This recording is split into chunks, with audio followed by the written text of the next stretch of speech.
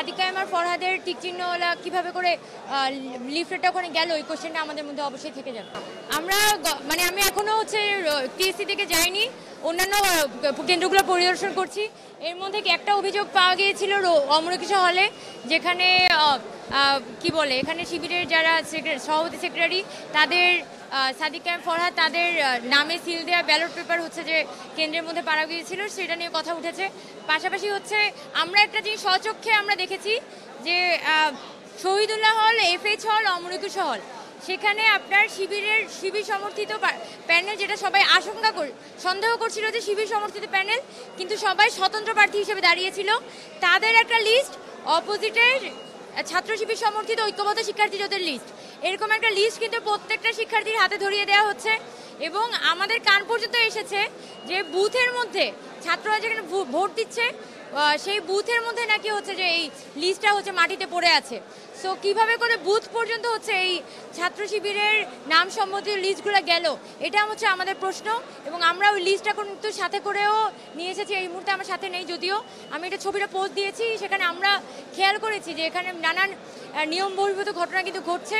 এখন আমাদের কোশ্চেন, যেখানে হলগুলোর মধ্যে সবাই স্বতন্ত্রভাবে দাঁড়িয়েছে, ওই অর্থে কোনো প্যানেল দাঁড়ায় নাই, তাহলে কিভাবে করে স্বতন্ত্র প্রার্থীদের একটা তালিকা এবং অপোজিটে সাদিক কায়েম ফরহাদের তালিকা দিয়ে লিস্ট প্রত্যেকটা অনাবাসিক শিক্ষার্থীর হাতে ধরানো হচ্ছে? এটা আমার প্রশ্ন। আর দ্বিতীয়ত সর্বশেষ রোকেয়া হলের ঘটনাটি আমরা শুনেছি যে এখানেও সেম একটি ঘটনা হয়েছে, কিন্তু বিষয়টা আসলে কতটা সত্য মিথ্যা এটা আসলে আরেকটু পর্যালোচনার বিষয় আছে। আমি কেন্দ্রে একটু পরে যাব, তখন দেখবো। আমি এই মুহূর্তে এই যে সিনেট ভবনের যে ভোট কেন্দ্র, সেটা পর্যবেক্ষণ করার জন্য এসেছিলাম। এই সাথে দেখলাম যে সব পক্ষের মধ্যেই একটা বলা যায় সব পক্ষে এখানে একটা অবস্থান করছে এবং সবাই কড়া নজরদারি করছে যাতে কোনো ভোট কারচুপি না হয়। এখনো পর্যন্ত আমি আশাবাদী যে আমি সর্বোচ্চ আশাটাই রাখতে চাই যে যেভাবে করে অনাবাসিক স্টুডেন্টরা এসেছে, ফিমেলরা ভোট দিতে এসেছে, আমার মনে হয় যে এখানে এই কাস্টিংগুলো যদি কাউন্ট করা হয় তাহলে কিন্তু 90 to 95% আমরা ভালো রিয়েল কাস্টিংই পাচ্ছি। এর বাইরে গিয়ে কতটুকু এখানে কারচুপি হয়েছে এটা আমি এখনো বলতে পারছি না, কারণ আমার কাছে ফার্স্ট হ্যান্ড প্রুফ নাই। এটা দেখে আমাদের পক্ষে ক্লেম করাটা সম্ভব হচ্ছে। এখনো এই জিনিসটা তো অবজারভেশন, সবাই জিনিসটা আশঙ্কা প্রকাশ করছে, কিন্তু এখনো কনক্রিট কোনো এভিডেন্স কারোর পক্ষে দেওয়া পসিবল হচ্ছে না।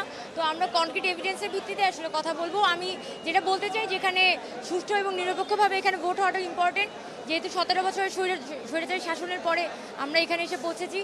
এখন যদি এই ঘটনাটা ঘটে থাকে, তাহলে কিভাবে করে সাদিক কায়েম আর ফরহাদের টিকচিহ্নওয়ালা কিভাবে করে লিফলেটটা ওখানে গেল, এই কোশ্চেনটা আমাদের মধ্যে অবশ্যই থেকে যাবে।